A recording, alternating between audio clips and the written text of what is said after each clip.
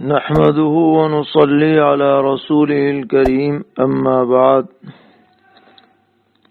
رب اشرح لي صدري ويسر لي أمري واحلل عقدة من لساني يفقه قولي.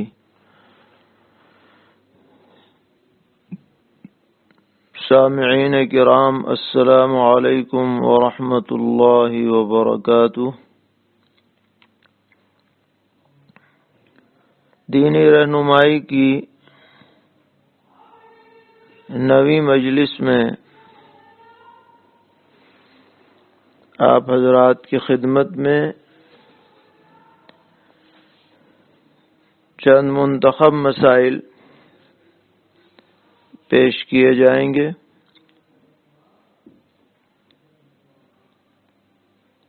ایک صاحب نے سوال کیا ہے کہ ایک شخص کی ایک رکعت امام کے ساتھ چھوٹ گئی.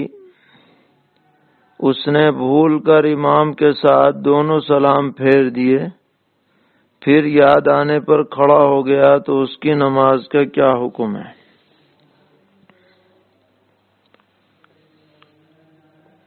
تو عام طور پر مقتدی جو سلام پھیرتا ہے وہ امام کے سلام پھیرنے کے بعد ہی پھیرتا ہے، اکثر یہی ہوتا ہے. لہذا اگر یہی بات پیش آئی تو امام کے سلام پھیرنے کے بعد مقتدی کی نماز اپنی منفرد والی ہو جاتی ہے، اور اس میں اس نے جو سلام پھیرا تو وہ نماز سے خارج تو نہیں ہوا اس سلام سے، لیکن اس کی وجہ سے اس پر سجدہ سہو لازم ہو جائے گا. تو بعد میں جب وہ اپنی نماز پوری کرے تو سجدہ سہو بھی کرے. اور اگر بالفرض یہ صورت پیش آئی کہ اس مقتدی نے جس کی رکعت چھوٹ گئی تھی بعینی ہی امام کے سلام کے ساتھ ہی سلام پھیرا ہے یا پہلے سلام پھیر لیا، تو اس صورت میں اس پر سجدہ سہو واجب نہیں ہوگا.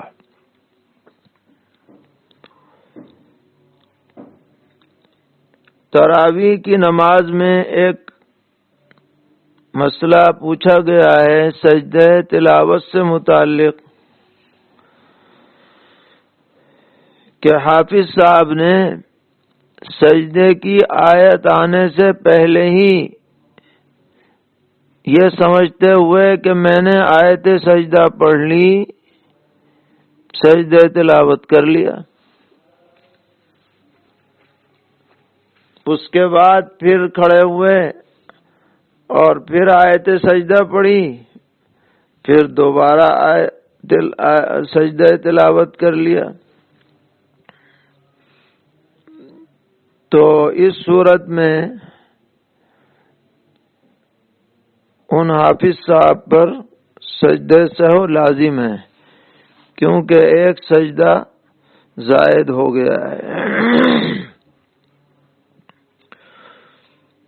سجدہ تلاوت ہی سے متعلق ایک اور سوال ہے کہ اگر آدھی آیت سجدہ پڑھی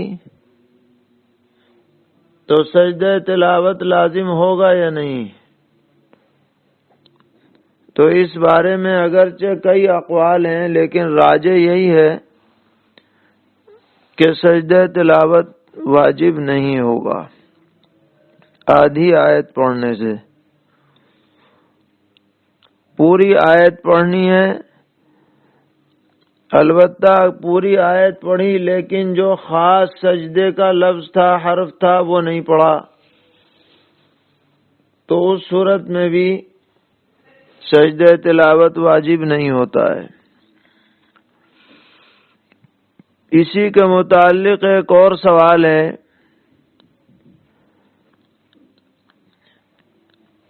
کہ تراویح کی نماز میں امام صاحب نے آیت سجدہ پڑھی لیکن مقتدیوں کو پتہ ہی نہیں تھا کہ یہ آیت سجدہ ہے، اور پھر امام صاحب نے رکوع کر لیا اور رکوع ہی میں سجدے کی نیت کر لی، مقتدیوں کو کچھ پتہ نہیں، تو مقتدیوں کا سجدہ ادا ہوا یا نہیں ہوا؟ تو اس بارے میں بھی راجح قول یہی ہے کہ مقتدیوں کا بھی سجدہ امام کے ساتھ ادا ہو جائے گا، لیکن امام صاحب کو ایسی صورت میں بہتر یہی تھا کہ وہ رکوع میں سجدے کی نیت نہ کرتے، بلکہ جب ایسے وقت آیت سجدہ پڑھی گئی کہ فوراً رکوع ہے، تو بعد میں جب نماز کا سجدہ ہوتا تو خود بخود یہ سجدہ تلاوت بھی اس میں ضم ہو کر کے ادا ہو جاتا، لہذا الگ سے رکوع میں نیت نہ کریں امام صاحب، تو بہتر ہے آئندہ اس کا خیال رکھا جائے۔ تراویح کے متعلق ایک اور مسئلہ پوچھا گیا ہے کہ اگر کوئی عورت قرآن پاک کی حافظہ ہو تو وہ تراویح عورتوں کو پڑھا سکتی ہے یا نہیں؟ تو ہماری اکثر فقہ کی کتابوں میں تو یہی لکھا گیا ہے کہ فرض نماز ہو یا تراویح کی نماز ہو، عورت کے لیے امامت مکروہ ہے، لیکن ہمارے بعض اکابر نے ایسی عورت کے لیے جو اپنا قرآن پاک تراویح میں سنا کر یاد رکھنا چاہتی ہو، دو ایک عورتوں کو ساتھ لے کر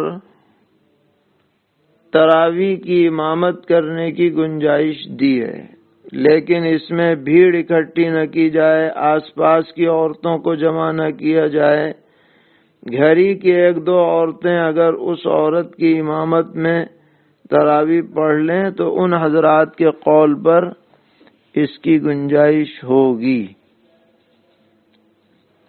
ایک سوال یہ کیا گیا اور اس بارے میں لوگوں میں بھی باتیں پھیلائی جاتی ہیں کہ قضا نماز کا حکم قرآن پاک میں یا احادیث شریفہ میں کہیں موجود ہے یا نہیں، اس کی وضاحت فرمائیں۔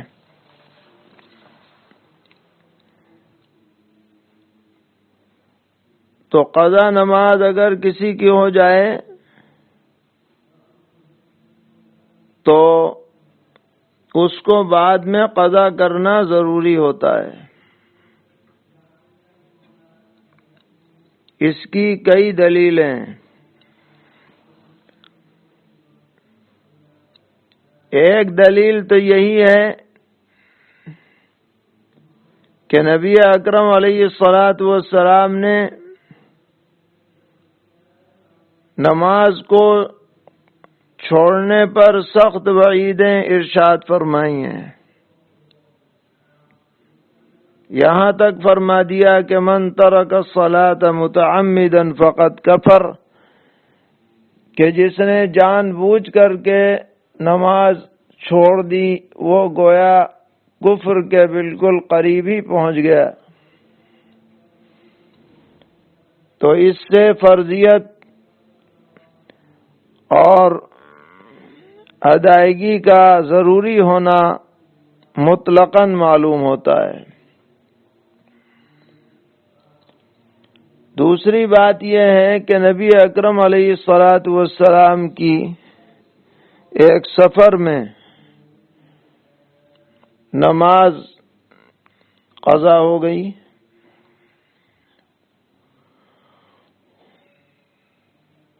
تو جب آپ کی آنکھ کھلی تو سورج نکل چکا تھا، فجر کی نماز تھی، تو آپ نے صحابہ کرام رضی اللہ عنہم سے ارشاد فرمایا کہ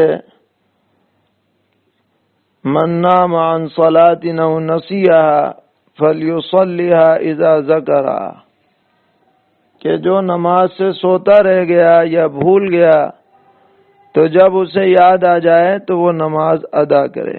اور آپ نے خود بھی بعد میں اس فجر کی نماز کو ادا فرمایا۔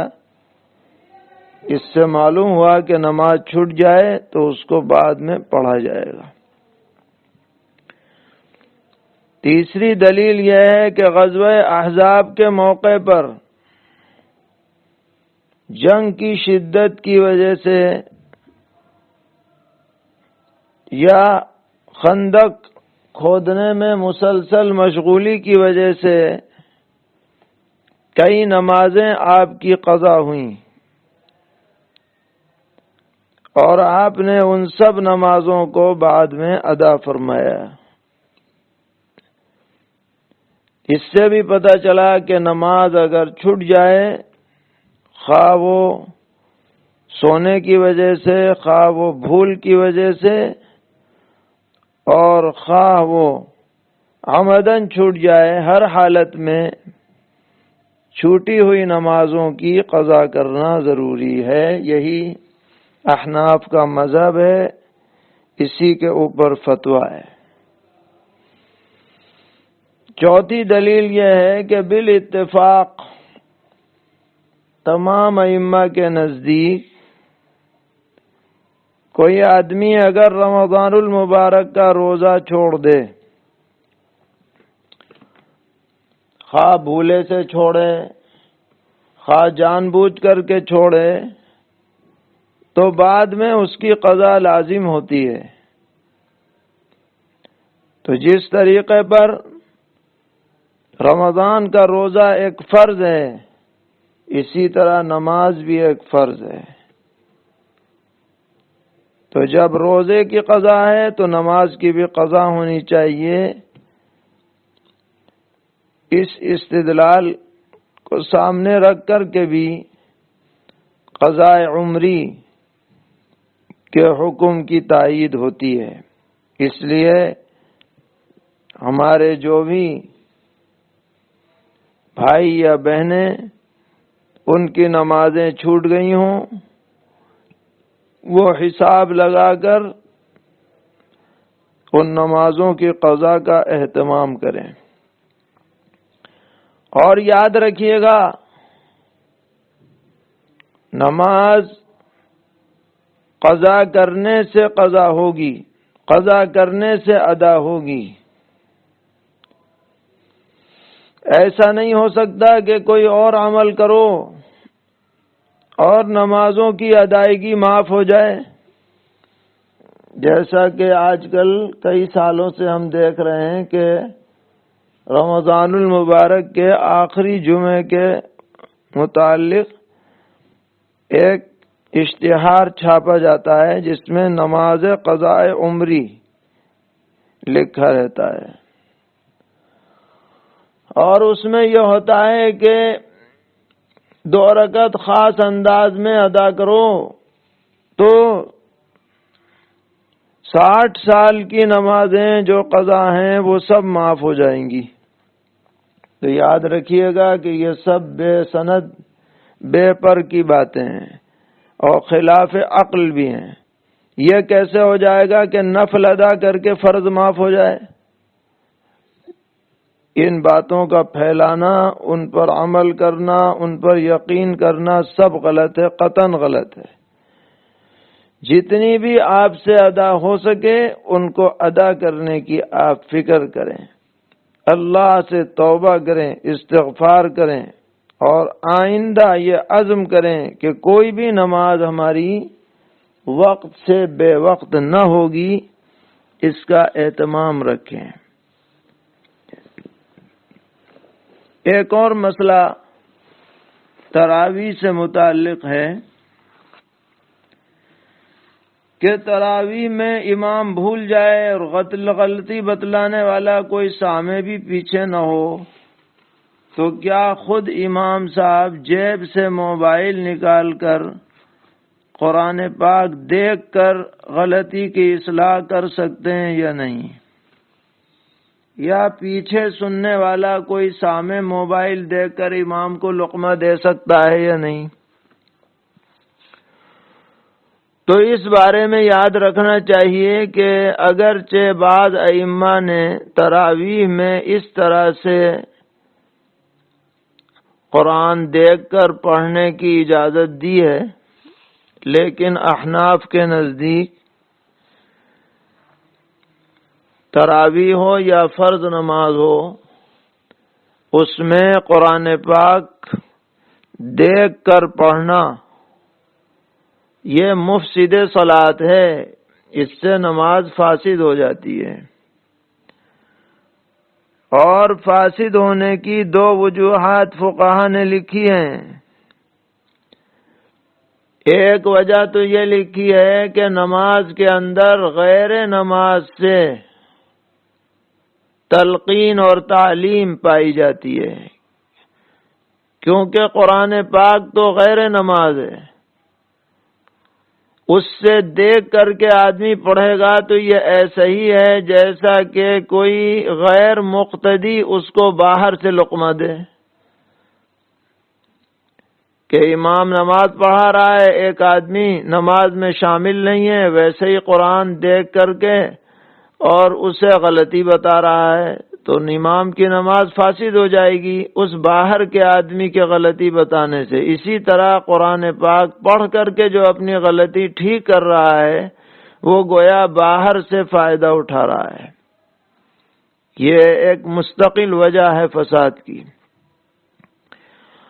اور دوسری وجہ فساد کی یہ ہے کہ اس میں عمل کثیر پایا جاتا ہے۔ موبائل نکالا جائے گا، ایپ کھولی جائے گی، صفحات پلٹے جائیں گے، یا اسی طرح قرآن پاک ہاتھ میں اٹھایا جائے، اس کے اوراق پلٹے جائیں گے، تو یہ عمل کثیر نماز کے اندر موجب فساد ہوتا ہے۔ عمل کثیر اس کو کہتے ہیں کہ دیکھنے والا یہ سمجھے کہ یہ آدمی نماز میں نہیں ہے، اتنا زیادہ وہ دیگر کام میں مشغول ہو جائے۔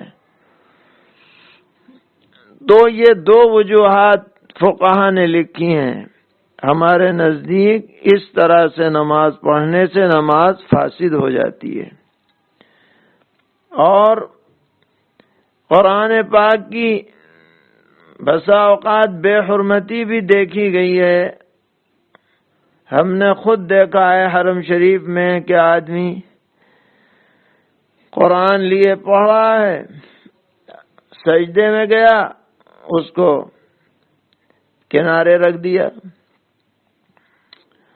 اور بالکل اس کے ادب احترام کا کوئی لحاظ نہیں رکھا۔ علاوہ ازیں ایک اور بھی وجہ ہے، اگرچہ وہ فساد کی اصل وجہ نہیں ہے لیکن حکمت اور مصلحت کے طور پر اس کو ذکر کیا جا سکتا ہے، وہ یہ ہے کہ اگر یہ آسانی پیدا کی جائے کہ بھئی دیکھ کے پڑھ لو،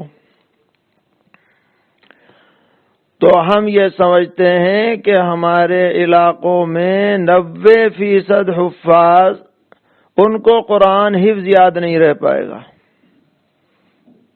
کیونکہ حفظ تو یاد جب ہی رہتا ہے جب آدمی اپنے ذہن پر زور ڈالے اور اسے یہ احساس ہو کہ میں دیکھ نہیں سکتا، اور اگر یہ احساس ہو جائے کہ کوئی بات نہیں، غلطی آئے گی تو میں دیکھ لوں گا، تو سب قرآن کچا ہو جائے گا۔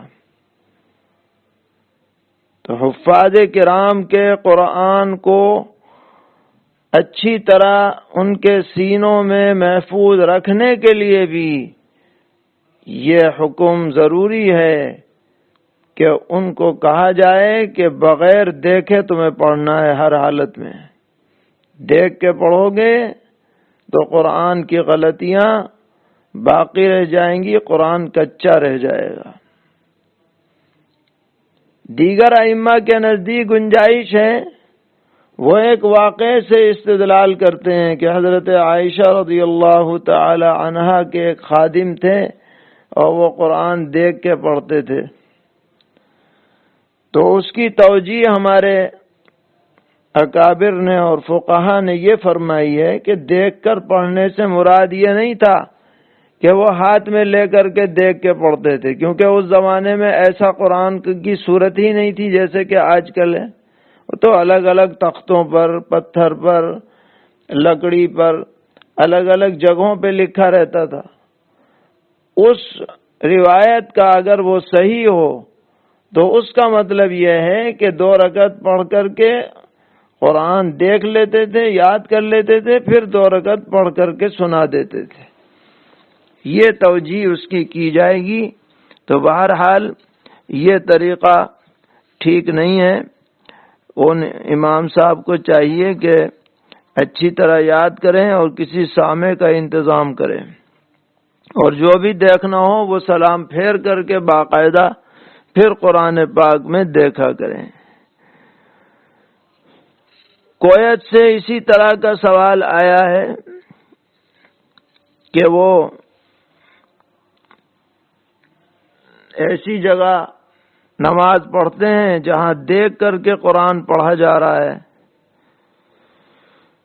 تو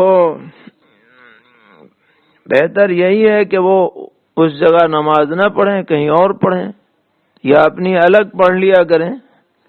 لیکن چونکہ یہ ایک اجتہادی مسئلہ ہے اور دیگر ائمہ کے ہاں اس کی گنجائش ہے، اس لیے اگر ان کے پیچھے بھی نماز پڑھ لیں گے تو نماز ان کی ہو جائے گی، لیکن کوئی حنفی شخص اس طرح امامت بالکل نہ کرے۔ ایک سوال ہے کہ حضرت مفتی کفایت اللہ صاحب رحمۃ اللہ علیہ نے لکھا ہے کہ نماز میں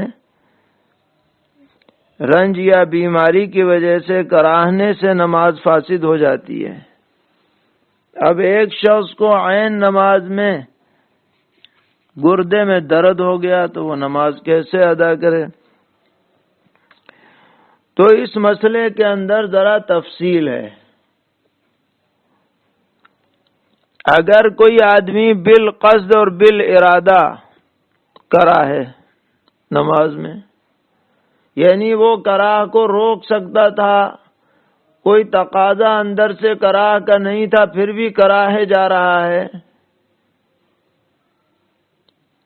تو ایسی شکل میں تو نماز فاسد ہو جاتی ہے۔ وہی بات حضرت مفتی صاحب رحمۃ اللہ علیہ نے لکھی ہے۔ لیکن بلا ارادہ اگر آواز کراہ کی نکل گئی، بلا ارادہ کہ درد گردہ ہو رہا ہے، بلا ارادہ نکل گئی، تو اس سے نماز فاسد نہیں ہوتی۔ فقہا نے اس کی وضاحت فرمائی ہے۔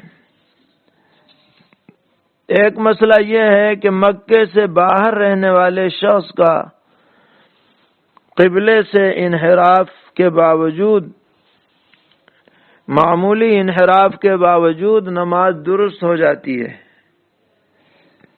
اور فقہا نے انحراف کی جو مقدار لکھی ہے جس میں نماز درست ہے وہ 45 ڈگری لکھی ہے۔ اس کی کیا وجہ ہے؟ اس کی وجہ یہ ہے کہ قرآن پاک میں چہرے کو قبلے کی طرف کرنے کا حکم دیا گیا ہے، فَوَلِّ وَجْهَكَ شَطْرَ الْمَسْجِدِ الْحَرَامِ، اور چہرے سے مراد یہاں پر پیشانی ہے، اور پیشانی ہوتی ہے گول، لہذا اگر تھوڑا بہت آدمی ادھر ادھر بھی ہو جائے تو پیشانی کا کوئی نہ کوئی جز قبلے کے بالمقابل تو رہتا ہی ہے۔ کب تک؟ جب تک کہ 45 ڈگری کے اندر رہے، گویا کہ آدھا پرکار جو ہے اس تک۔ تو اس حکم کی وجہ یہ ہے، یعنی کوشش تو یہی کرنی چاہیے کہ بالکل سیدھ ہو، لیکن تھوڑی بہت اگر ادھر ادھر ہو جائے جس کا اندازہ 45 ڈگری سے لگایا گیا ہے تو نماز پھر بھی ہو جائے گی۔ روزے کے بارے میں ایک صاحب نے پوچھا ہے کہ میری طبیعت خراب تھی تو میں نے سوچا کہ اگر ہمت ہوئی تو نصف النہار سے پہلے نیت کر لوں گا، لیکن اتفاق سے نیند آ گئی اور زوال کے بعد آنکھ کھلی، تو روزے کا کیا حکم ہے؟ تو روزہ نہیں ہوا، اس لیے کہ وقت نکل گیا نیت کرنے کا۔ ایک پاکستانی عالم صاحب کا کہنا ہے کہ افطار پہلے کیا جائے، دعائے افطار بعد میں پڑھیں۔ کیا ان کا یہ کہنا صحیح ہے؟ کئی دعائیں افطار کے وقت کی منقول ہیں۔ ایک دعا تو وہ ہے جس میں یہ ہے کہ بھئی پیاس ختم ہو گئی اور رگیں تر ہو گئیں، تو جن دعاؤں میں اس طرح کے الفاظ ہیں یہ تو افطار کے بعد ہی پڑھی جائیں گی، کیونکہ معنی کے اعتبار سے یہی مفہوم ہوتا ہے۔ لیکن ایک دعا ہے اللہم انی لک صمت، اس دعا کے بارے میں صراحت کچھ نہیں ہے، تو عند الافطار ہے، اس لیے اگر اسے افطار سے پہلے بھی پڑھ لیا جائے تو یہ حدیث کے خلاف نہیں ہوگا۔ اللہم انی لک صمت والی جو دعا ہے اس کو پہلے پڑھنے میں بھی کوئی حرج نہیں ہے، اور یہ کہنا کہ یہ بھی بعد ہی میں پڑھی جائے گی، اس کے اوپر اصرار نہیں کرنا چاہیے۔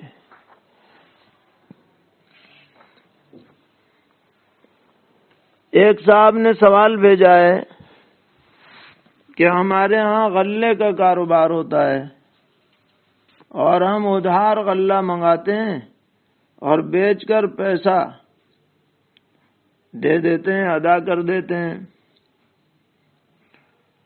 تو حساب زکوٰۃ کا کیسے لگے؟ تو جواب یہ ہے کہ جس دن آپ زکوٰۃ کا حساب لگائیں اس دن غلے کی جو قیمت آپ پر واجب الادا ہے، جہاں سے آپ نے غلہ منگایا ہے اس کے پیسے جو آپ پر واجب الادا ہیں، اس کے بقدر اپنے مال سے قیمت نکال کر جو بقیہ مال بچے، اگر بچے تو زکوٰۃ واجب ہوگی، ورنہ زکوٰۃ واجب نہیں ہوگی۔ ایک صاحب نے سوال کیا ہے کہ حدیث میں ہے کہ رمضان المبارک میں سرکش شیاطین قید کر دیے جاتے ہیں، جبکہ ہم دیکھتے ہیں کہ بہت سے مرد و عورت پر جنات رمضان میں بھی مسلط ہو جاتے ہیں۔ تو حدیث میں جو شیاطین اور سرکش جنات وغیرہ کا تذکرہ ہے وہ عمومی اعتبار سے ہے، اکا دکا کوئی کسی کے اوپر آ جائے تو یہ اس حدیث کے خلاف نہیں ہے۔ عمومی اعتبار سے جو لوگوں کو گمراہ کرنے والے شیاطین کے ٹولے ہیں، اچھائیوں سے روکنے والے ٹولے ہیں اور برائیاں پھیلانے والے ٹولے ہیں، ان کی دھر پکڑ ہو جاتی ہے۔ اکا دکا کوئی جنات کسی کے اوپر آ جائے تو وہ اس کے خلاف نہیں ہے۔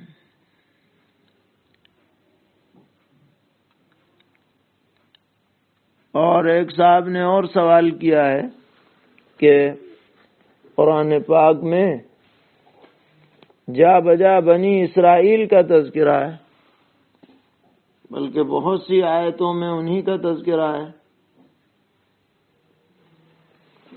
تو دیگر انبیاء کے مقابلے میں بنی اسرائیل کا تذکرہ زیادہ کیوں کیا گیا؟